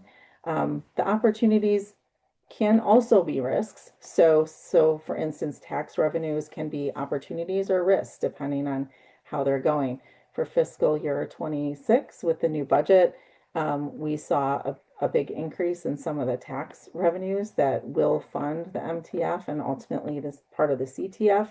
And so that's a good thing. But as revenues change and spending changes, we can't control that. We also have the risk of inflation. And another opportunity for us on the state funding side are general fund transfers. You may remember the graph that I show fairly frequently when I talk about LBO funding or federal operating assistance. There's an amount of money that we get from the CTF that we can count on for that local operating assistance. But there have also been influxes from the general fund where they needed to make sure that transit was fully funded, so they started bringing money in there. So we view that more as an opportunity here, and then so that is something that we also keep an eye on. The other really great thing about Michigan is the historically strong support for transit. The public support for public transportation in the state, as we saw last year, and we talked a little bit before that about the risks related to fuel and the fuel consumption going down and what would happen if certain taxes changed. And what we really saw in 26 was that even though there were certain things that were going down or certain revenues that moved out, there were other revenues that came in, and there was a conscientious effort by many people in the state to fund transit. So just something to remember that it's an opportunity. It's also a risk if we don't take care of it. So we want to make sure that we're advocating. We want to make sure we're at the table doing the things we need to do to make sure that people don't take it for granted or forget about how important public transportation funding is and what it does for our communities and communities across the state. Then, of course, there's other supplemental funding, annual budget allocations. Those are all opportunities or risks, depending on how you look at it, but they're things that we're always watching, kind of gauging as we go through every budget cycle, and hopefully budgets are approved on time. And then, of course, I'd be remiss if I didn't mention that federal reauthorization is more of a risk, I think, at this point, but it can be an opportunity depending on how things go. Because as I pointed out in one of the earlier slides, the reauthorization does provide funding to states that can be distributed to transportation as well. And so even if that transportation wasn't directly attributed to the CTF and was for other projects, if there's a decline in revenue going into general transportation funding, that can affect not only the CTF directly through that 10%, but also putting pressure on the budget overall in terms of other funding for public transportation as they have to make up funding for roads or bridges or other programs. So with that, I'm going to close my remarks and my presentation and just kind of summarize that overall state transit funding is very stable. Funding for transit has been supported. We're in a good state who really focuses on trying to make sure that transit agencies can provide public transportation services. They've made renewed commitments to that over the past several years, and that's something we're very excited about. Local funding is what we're going to explore next, and we'll talk more about how that's generated, what some of the risks might be there, and what some of the things we're looking at going forward with relationship to that. So with that, I'll pause here and ask if there are questions. I will stop sharing to make it easier to see you all, but if I need to go back to a slide, I can bring it back up. Great. Thanks, Dina. Rich has a question. First off, thank you. This was amazing, extremely informative and helpful. I actually kind of want to print it out and frame it. I had a question. So on slide 5, you talked about the state restricted revenue sources. And not surprisingly, a large portion of that pie is that gasoline motor fuel tax. Like, is that, I assume that has decreased. Especially once EVs and hybrids start getting mass adoption, is that kind of stabilized or is it still an accelerated? Like decreasing piece of it? Okay, so actually the good news about that is that in fiscal 26, the bill that passed increased taxes from 31 cents to 51 cents. So while consumption has decreased, the revenue from that is actually expected to go up because of the increase in the tax. EVs also have like a lot And I higher also want to risk. mention, I did include a supplemental document just today in your packet, which talks more specifically about what happened with the fiscal 26 bill, or, the one that started this fiscal year. So if you want to get into more nuances of the impacts of some of the different things, like the new neighborhood roads fund and different things like that, there are more details in there for you to go over. I just didn't want to get into too much detail today unless it really affected public transit. Mike? You have your hand up, Mike? Oh, yes, I do. Um, you mentioned the effect of EVs on the gas tax collection, but uh, there is a surcharge on EVs that is fairly large now because I just paid my registration fee. How does that get split up? You know what? I'm not really sure about that, Mike, because when I was looking through all of um, the information that came out about the new bill, I didn't really see where that was addressed. So I'm not sure. I'm thinking it might be under miscellaneous or some other revenue source, but I can look into that and find out. I'm just not exactly sure. Yeah, it's not critical, but I'm very curious because obviously that's going to be hopefully increasing, not necessarily rate wise, but in terms Yeah, of the number of people who are paying it. yeah. One further thing, because I'm not there, you could you email slides to anybody who are not there? I would certainly like to have a copy of it. Thank you. Absolutely. Yep, you bet. Any other questions for the board? Dina, if I could just have you send it just to everybody, and then that way we're all covered. We don't just have physical copies, we've got it, that would be great. And are we sure we have no other questions? Dina, have a great night. Thank you for the wonderful presentation, giving us a lot of food for thought, but also I think you filled in some blanks for us as well, so very appreciated. Thank you. Next on our agenda is the legislative updates, and Mr. Jeff White. Thank you. Just a couple of updates from me tonight. I'll actually start with the state side, segueing from Dina. House and Senate are back in session, this week, actually starting last week, pardon me. The Transportation Caucus had their first meeting, and Ben Stupka from the RTA had a chance to present. This is typically a closed meeting. This is a bipartisan group, led by Jason Morgan, and I think Representative Gregory Alexander, who's a Republican. I think from what we've heard, the group has grown, so there is an interest on both sides of the aisle to explore public transit and discuss public transit. But one of the main topics that was discussed is the new transportation infrastructure fund that was part of the last package. To be frank, they're still trying to figure out exactly what it is in defining it. However, in Ben's presentation, there was a portion there defining things that are in our long range plan, such as the park and ride system as something that could be considered transformational. So from our agency standpoint, I think on the back end, we're doing everything possible to ensure if and when there is a call for projects, we are about as ready as we can be for that. So I mentioned last meeting, not expecting a ton of legislation to pass on the state side. Just the friction between the House and Senate remains. There had been murmurings of another kind of holding hostage of property taxes from the House in this year's budget. We don't know what that will look like, but I'm sure it'll be more headbutting this year.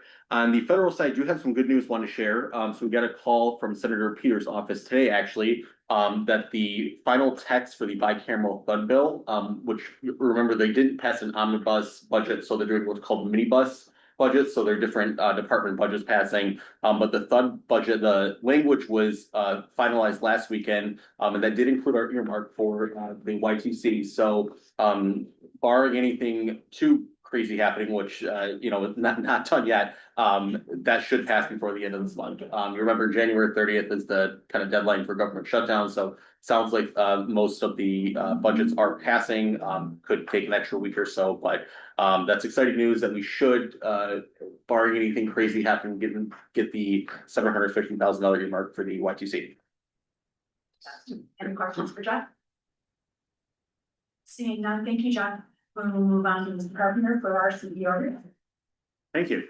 Couple of things to add to the report that's in your packet. We are targeting, I'm building on what Jeff said, the $750,000 earmark is primarily designated for security upgrades to the YTC, things that we could do now, but also move to a new building. We are gearing up to go after another competitive grant for the remainder of the actual construction costs of the facility as well. So it's that season again. So we're getting in line. A couple other things to the report. So obviously a lot of snow over the last 2 weeks. The service is doing very well. Staff are doing, I'd say, better in terms of continuity of service delivery in adverse weather than I've seen before. I'm very happy about that. I sent an email to you about sort of our performance in poor weather conditions, and I think it's largely better training and the tires, as I mentioned. Small thing, but a fundamental thing, and that continues to be performing well. And then something that we really noticed today, if you came by the office anytime over the last year, you would have seen some big cranes, a lot of construction going on. We were replacing the roof on the building. This is the first, really cold period and heavy snowfall since that project was completed. And we joked a little because it was supposed to be done. Obviously, it was late, like every construction project's late. But my only benchmark was, as long as it's done before the snow falls, I'm happy. And we hit that, and actually very well. Anecdotally, our natural gas consumption has dropped considerably in the building. We seem to be retaining heat much better. Mechanics have noted how much warmer it is. It's just much less drafty, and no leaks. The old one was like a sieve. So a big improvement, definitely in the performance of the ceiling, but also from an energy conservation and natural gas avoidance point of view. And then lastly, our new order of buses has started to arrive. So we are beginning to get them ready. Interestingly, the fleet department decided to save some money. We're going to do the decals ourselves. So the buses are arriving completely just the white paint under the decals. I joked with them. I was like, so is this camo for right now? Like winter camo, you can't see it. What are you doing? It's like, no, Keith's gonna do it. I'm like, okay, great. So we're gonna save a ton of money doing it ourselves. So that's nice. So I did see, we will see more of them filtering in. So if you see an all white city bus drive around, it might be ours. With that, I conclude comments and happy to answer any questions. Questions, Mr. Carson? Yes, for Thank you for that email after the snowstorm, and thank you to the entire team at TheRide. That was done. I think that took me a long time just to get my car through Washington. Watching that, I was just thinking about the buses that were behind me. Was there any feedback from passengers that you heard after? And they understood the situation, but I'm sure people were delayed us. I don't know, Jeff, did we see anything social media wise? Got one just a few hours ago saying be careful, but no, I haven't. We didn't hear much on social media. It's kind of the dog that didn't bark. When you have a weather event where traffic, it's like all the traffic kind of just falls apart. People are very understanding. They're yeah, our bus is late, but so is everything else. And well, why are you late? You can just point to the parking lot that you're sitting in. Like, oh, it's kind of self-evident, so people can be pretty understanding, not all of them, but pretty understanding. I think the thing that was different this time that I noticed, I don't know if customers noticed, was our recovery. In the past, with older tires, the buses would spin out, slide to the curb, get stuck, and we would have to send a rather large towing device to pull them out, or it would take our mechanics and technicians away from their routine duties to have to go out in the field, spread salt, get a winch or something like that. So that delayed the recovery and restoration of service. So even though traffic's back to normal, we're not. That hurts. That I don't like. And it also improves the efficiency because the maintenance guys are doing what they're supposed to be doing, not out there rescuing buses. So it's one of these things that even if customers didn't notice, I did, and I think the performance was much better.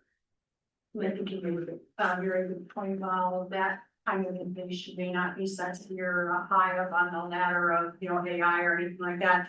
It's still innovation and it's still important to the recognized. So we started that, looking into the tires and things like that, but thank you very much for everything. It's nice not to open up social media and see our buses going in the ditches, because that was very prominent last year, so. Yeah. I do one more, if that's okay. I just saw in the report too about the Blake Transit expansion. I don't know if your report has any updates beyond this. And spring is right around the corner, I'm hoping. And so is there any?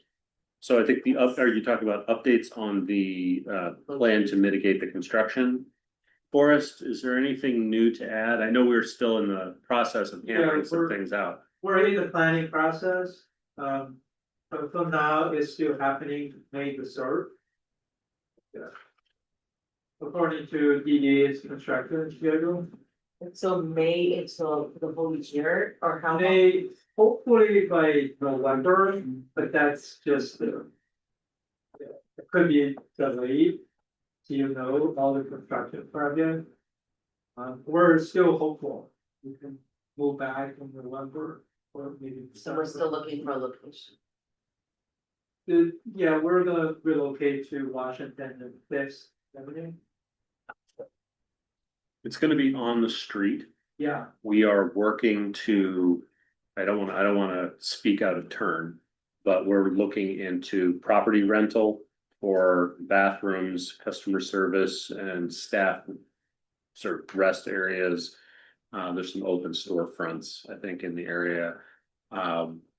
There are some other options we're looking into, so getting creative with it. Is Washington Fifth where America is?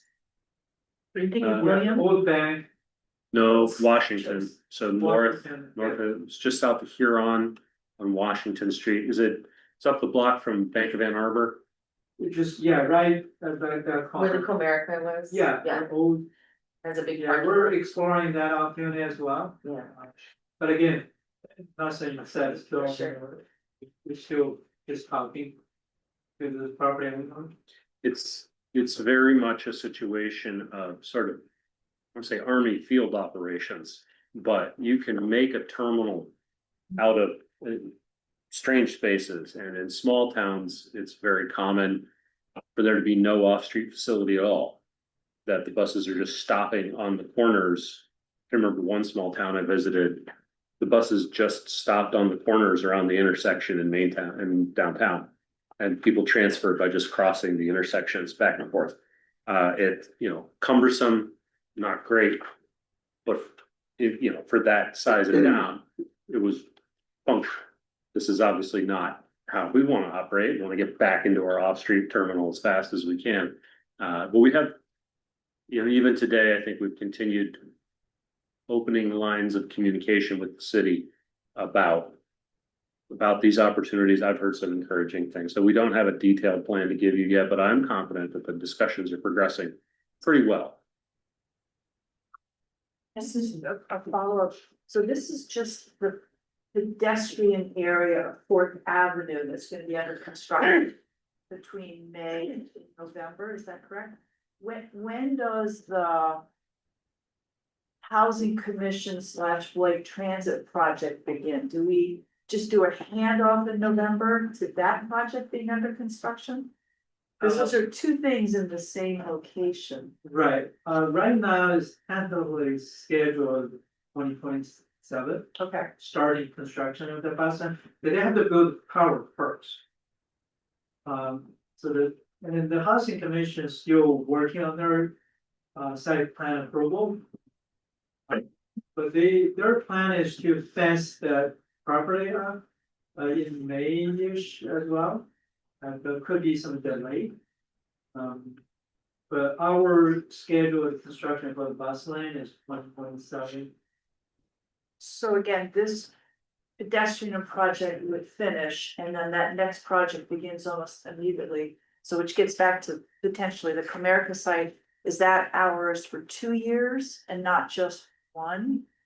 Does that make sense? Because where once- we are, Yeah, once 470 open, most buses can move back. they can move, even as the big building gets under construction. Right, Okay, yeah, That's, Yeah, that was my we're, question. yeah, we should be able to go back. Excellent, thank And, you. and just to clarify, certainly we're excited on the Fourth Avenue. A lot of it is the pedestrian improvements, and you've seen some pictures in Jeff's email. A lot of great stuff for transit, and as Forrest said at the beginning of the meeting, hey, somebody else is paying a good chunk of that. That's even better.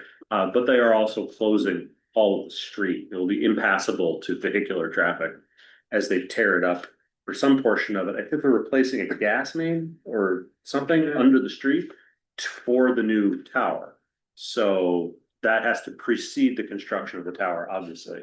So yes, it is pedestrian improvements, but it's also the closure of the street that we need to go up will make entering the Blake impossible at a certain period of time. And I think that target is still kind of moving. We're moving entire operation to Washington. Okay. It's a construction complication about facing, the access, all those management. So we prefer just, especially for customer communication, because you don't wanna close for 2 weeks, moving somewhere and coming back for 3 weeks and going again. So this is gonna be consistent, at least for customer, where to go. Right, and then on the schedule and map, so we can show this is your temporary terminal location. And that's also for the RTA, the AT&T too, and the airport. bus. Yeah, we're still working on a solution. Any other questions? Thank you, Forrest. Yeah, thank you, and thank you, Matt. We're gonna move on to action item recap. Deb? Fairly light tonight. Dina is going to be sending out a copy of her presentation to everyone. I also will add that to the packet that goes online, just so that's available to anybody. And also we will be updating the ends in the policy manual. Well, And the board policy, those are the consent agenda. Yeah. Oh, yes, thank you. Yep. I would have caught that one too. Thank you. yeah, we were talking about that tomorrow because we're catching it tonight. Thank you. Topics for next meeting, we will be back, to the Ann Arbor District Library next month, audit presentation. Financial conditions 2.5, fiscal year 2026 quarterly financial report. We will begin talking about our annual plan of work and wrap up where we were last annual plan of work. We will have another closed session regarding labor negotiations, and we will talk about the executive committee changes with regards to the OMA. There will be an issue brief on that, and then future is U of M 2050. Any public comment? Yes, Matt? Forrest, am I recalling correctly, we said we were gonna do U of M 2050 in February? Yeah. Okay, so that might be next month, time permitting. Oh, okay, wonderful. Moving on, Deb, do we have anybody for public comment? We do not. No, okay, thank you so much.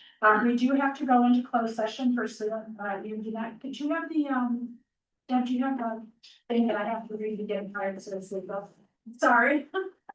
And also, where are we going for the closed session? Right in here. Okay, so let me read this real quick.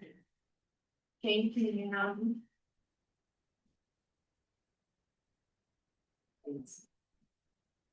Okay, so I'm gonna take a roll call vote for this closed session pursuant to 8C of the Open Meetings Act. The closed session is for strategy connected to the negotiation of collective bargaining agreement. So we're gonna vote right now, yes or no, into the closed session. Mike, Will we be able to bring him in with us? Yes, they'll be joining us. Beautiful. So Mike, yes or no? He's muted. You're muted. Mike, you're muted. We need to hear you. That means yes. Okay. Means yes. Yes. Alan, Yes. Cindy Bar, Yes. Rich Chang, Yes. Jesse Miller, Yes. Susan Pollard, Yes.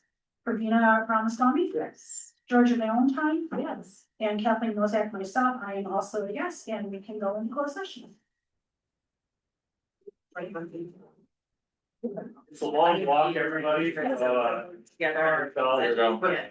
Great Start them down now or? We're not on screen.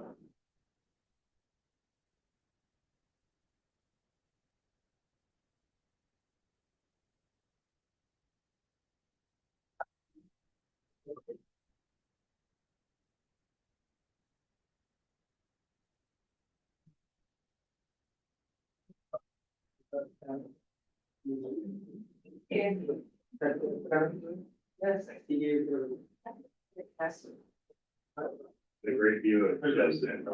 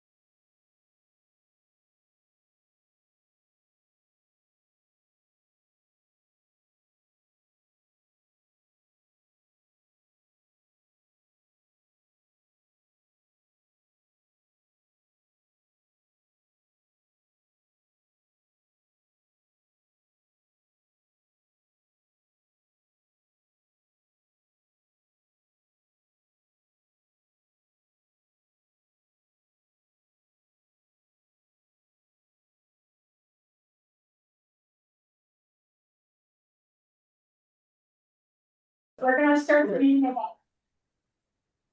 Hi, everyone, we are going to vote to move out of the closed session that we were just in.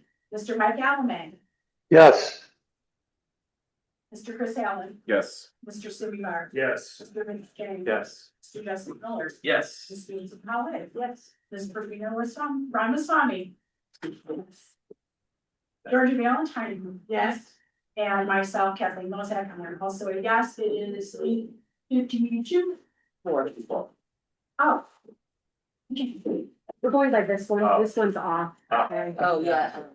Okay, great. I'm just looking at that one over there. Alright, and then so we're back into regular business and it is adjournment. Would anybody like to make a motion to adjourn? Georgia, Second. seconded by Rich. No discussion, all those in favor? Everyone have a great night. Thanks so much. Stay warm. Yeah, tomorrow. Stay warm.